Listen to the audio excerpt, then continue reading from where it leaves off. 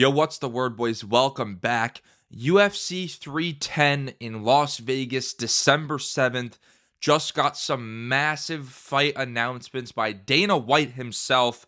We need to jump into this immediately. And real quick, I have a bad cut on my lip, so if I can barely talk, we got to deal with it, all right? We got to deal with it. Click the subscribe button. If everybody that watches this video subscribed, I'd get to 2,000 subscribers.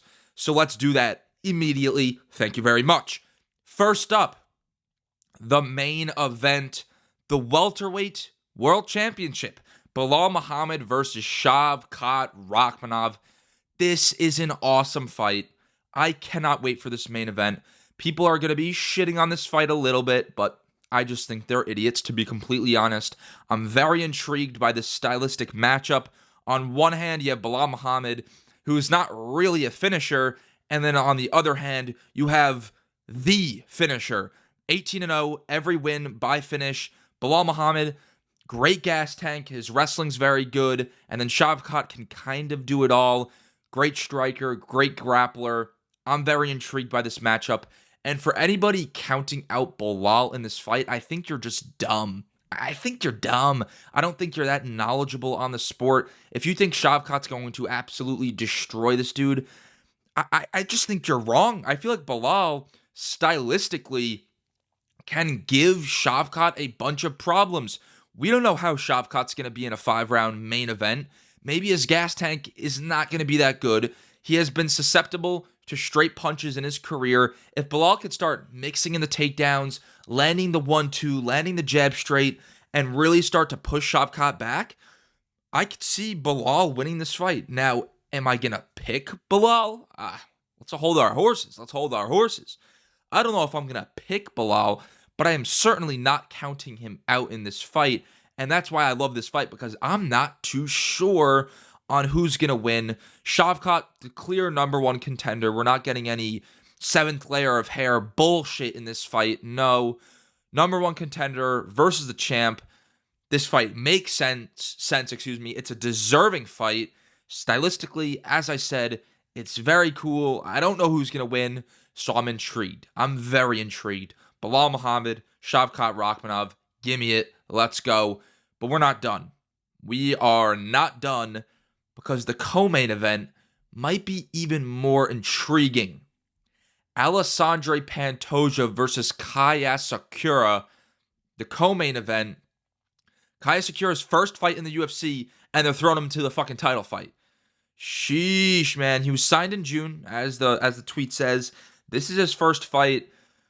This is a crazy, crazy fight. And if you guys did not know, Kai Asakura, he's Japanese, and he's low-key kind of a star. Because if you go to his YouTube, the dude, rakes. He rakes millions and millions of views.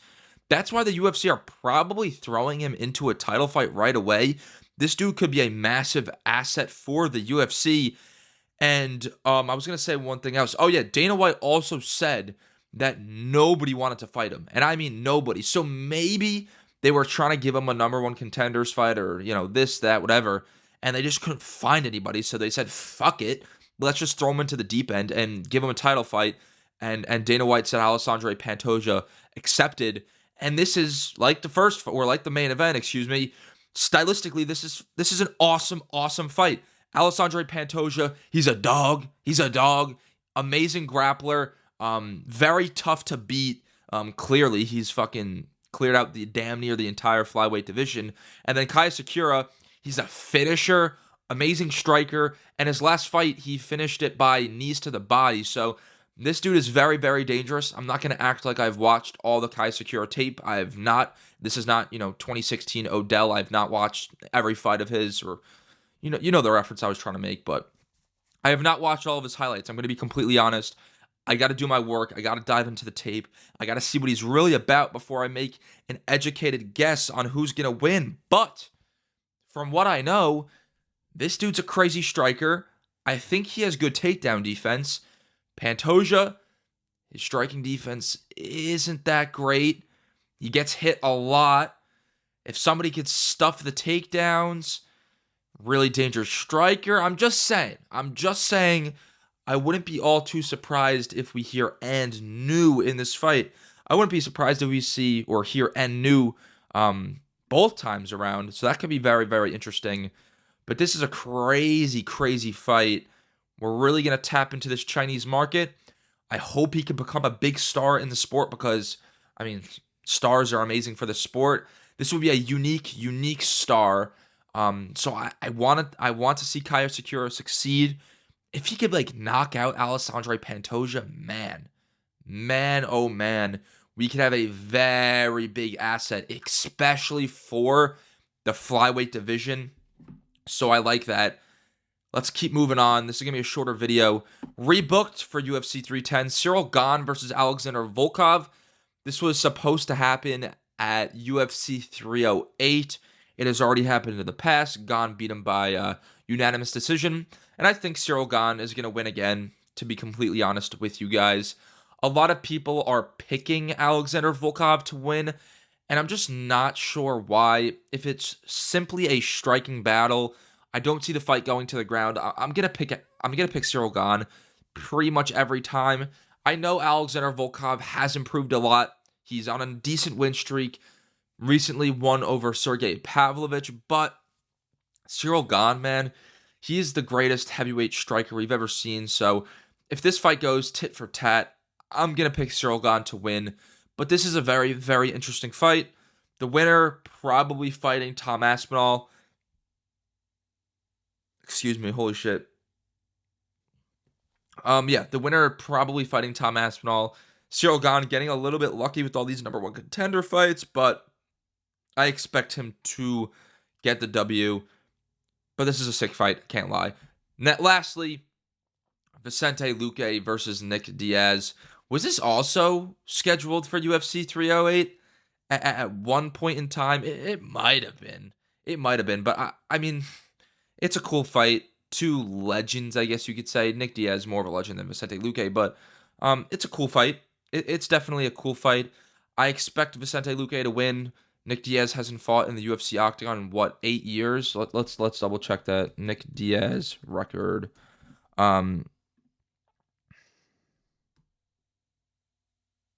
Oh yeah, I completely forgot about the Robbie Lawler fight. But I was thinking of the Anderson Silva fight, and that was like almost 10 years now. Jesus fucking Christ.